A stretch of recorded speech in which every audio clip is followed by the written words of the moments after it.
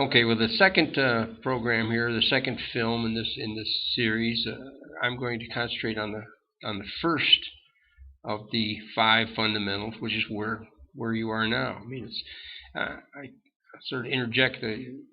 Someone called me on the phone one day and said they'd give me a large amount of money if I were to help get their car out of the mud. And I said, well, gee, I'd do that. I'd great. Where's your car?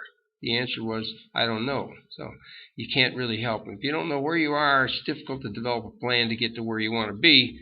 If you don't know where you're starting, just like a map, road map, or whatever. So, and of course, the individuals, we're talking about strengths, weaknesses, threats, opportunities, that whole SWOT kind of analysis to determine where you are. So it's not as easy as it sounds to really, but you need to spend some time on where you are now. And in the business, I typically like to use earnings as a standard.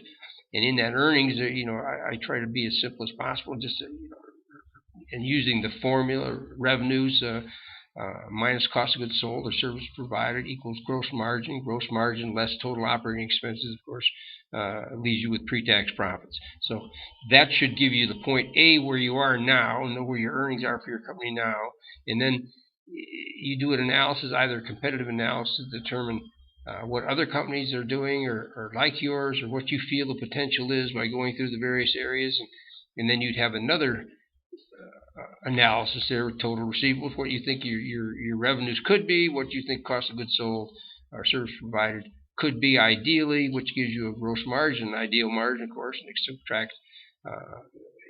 And there should, of course, be an improvement between the pre-tax profits on point A and the pre-tax profits on point B.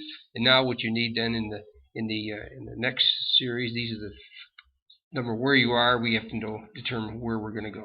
All right. Thank you very much.